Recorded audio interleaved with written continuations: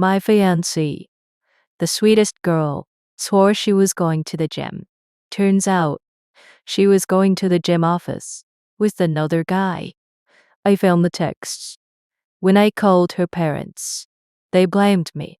Now, nearly a year later, the betrayal still stings.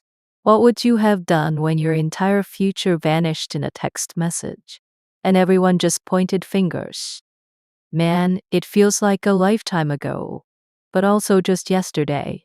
I was in my early 20s, full of piss and vinegar, and genuinely thought it hit the jackpot. Her name was Sarah, and she genuinely seemed like the sweetest, most innocent person he'd ever met.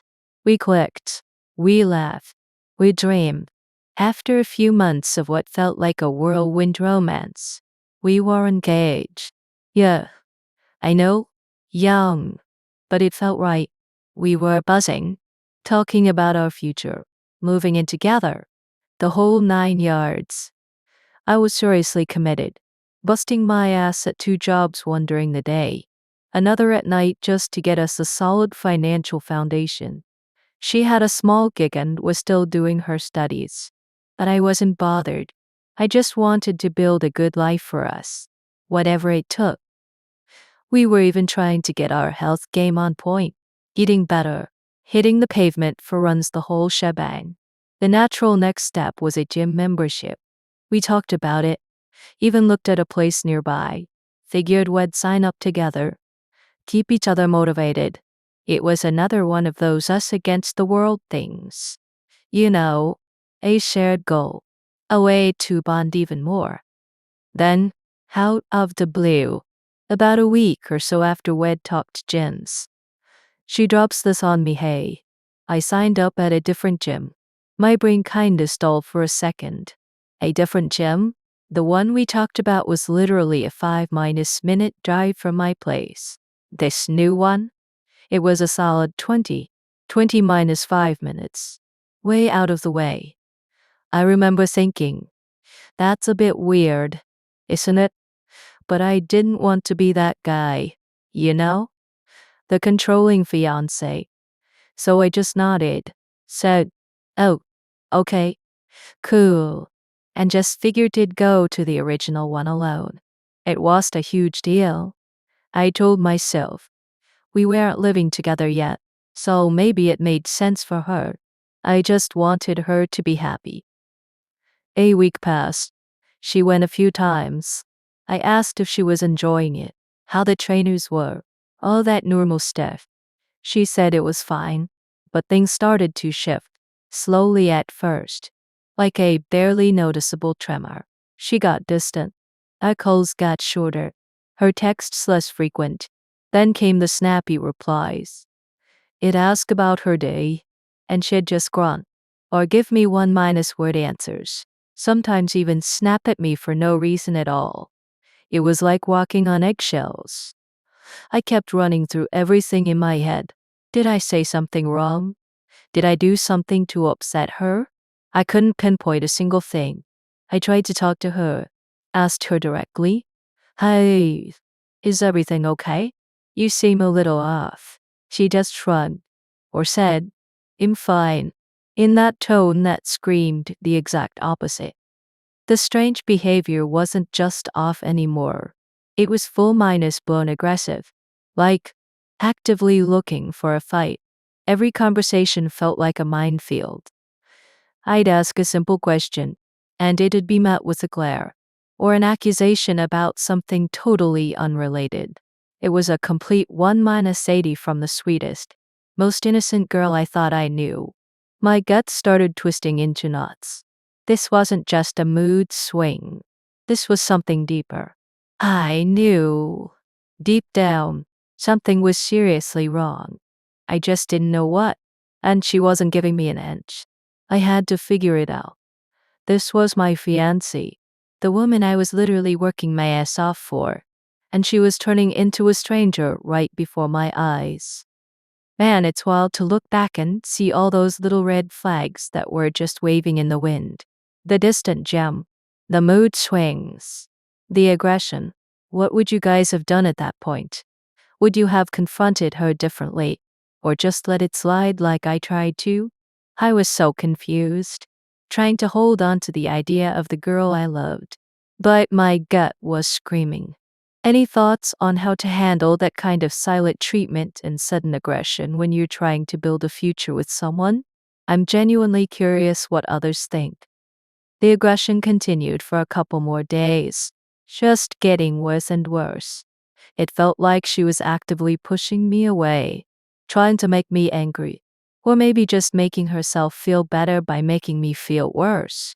Every single interaction was like pulling teeth. If the teeth were also laced with poison. My head was spinning. What the hell is happening? Is this really the person I'm about to marry? The dream girl was gone, replaced by this cold, hostile stranger. The suspicion in my gut wasn't just a feeling anymore. It was a blaring siren. I couldn't just sit there and take it, letting her ice me out and lash out for no reason. I needed answers. My mind raced through everything. Could she be stressed with studies? Family issues? Was it me?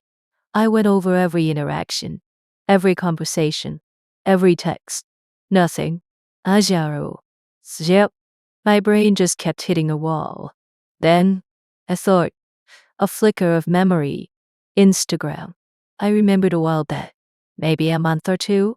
Shed wanted to show me something on her feed, and Shed logged into her account on my computer. Probably forgotten to log out. It was a long shot, but I was desperate. I walked over to my desktop, my heart pounding a rhythm against my ribs that felt less like hope and more like dread.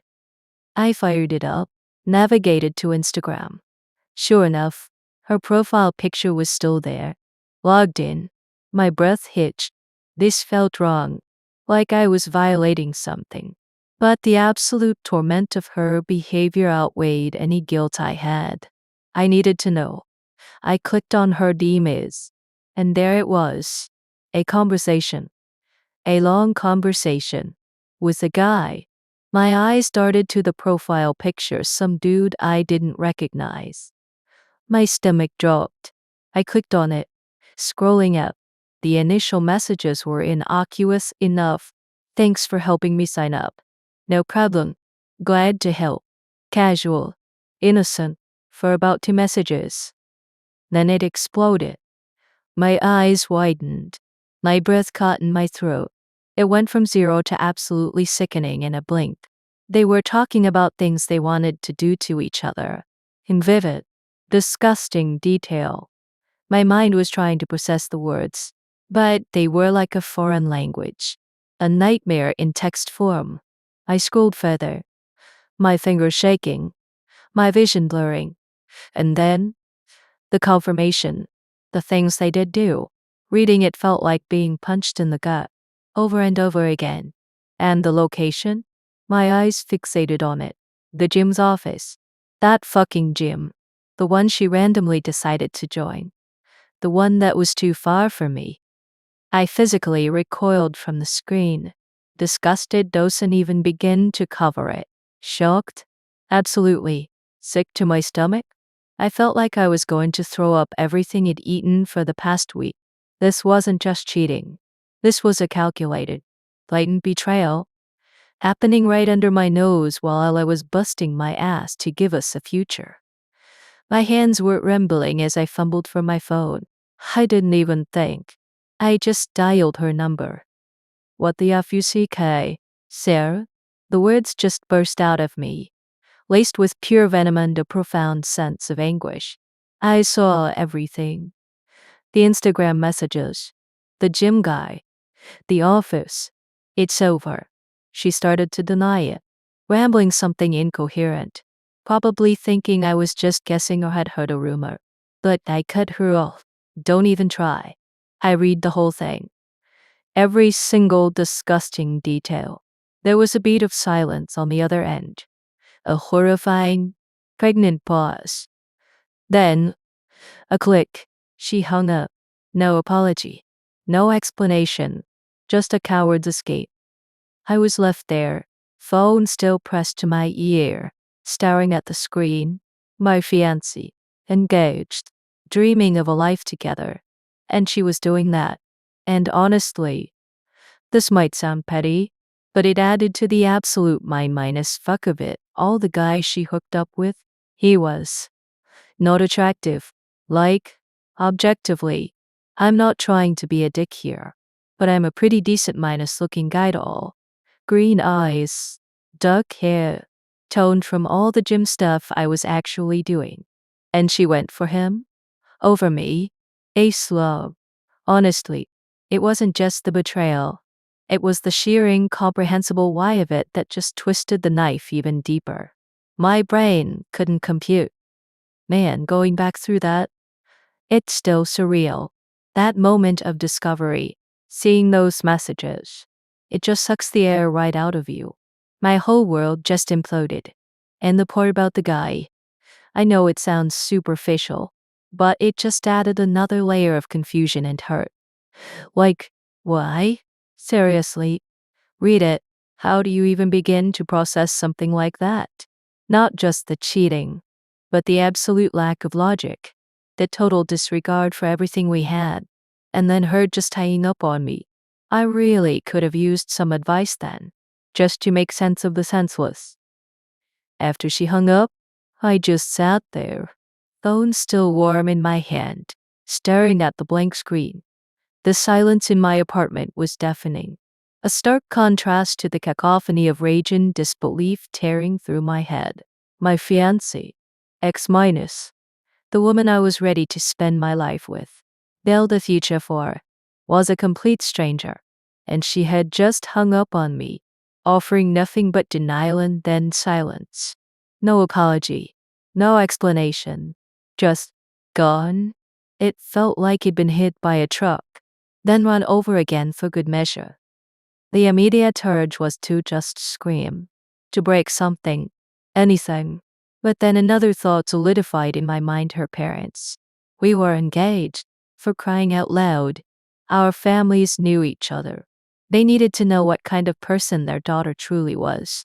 Part of me, a naive, hopeful part, probably thought they'd be as shocked as I was. Maybe even offer some kind of support or understanding. So I picked up the phone again, my fingers still numb. I called her parents. It was a difficult conversation, to say the least. I tried to keep my voice steady, to explain what I'd found. The betrayal, the explicit messages. There was a long silence on their end. And then, just as I expected, denial. That's impossible. Her mom said, her voice tight with disbelief. Our daughter is nothing like that. There must be a mistake. Her dad echoed it. She's a good girl. I could hear the frustration rising in my throat. Are you kidding me? No mistake. I told them, my voice finally cracking. I saw the messages myself. I read them, but they still weren't getting it. They were holding on to this perfect image of their daughter, just like I had been. Only now I knew the truth. So I did what I had to do. I told them I would send them the screenshots. I took a deep breath, went back to my computer, and one by one, sent them the most damning parts of that conversation. It felt like a punch to my own gut, sending that filth. But they needed to see it. They had to. After I sent them, another long silence, then a text back. Not from her, but from her mom. It took them a while to process, I guess. And when they finally did, it wasn't what I expected. Not an apology, not even an acknowledgement of her actions. Instead, they tried to shift the blame onto me. You neglected her, her dad's text read, almost accusingly. You were too busy with work. She must have felt alone. WHATTHEFUCK.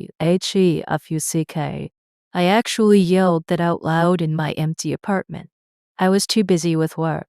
I was working 2 damn jobs, busting my ass from dawn till dusk, to provide for her, to save up for our future, to get us a good start.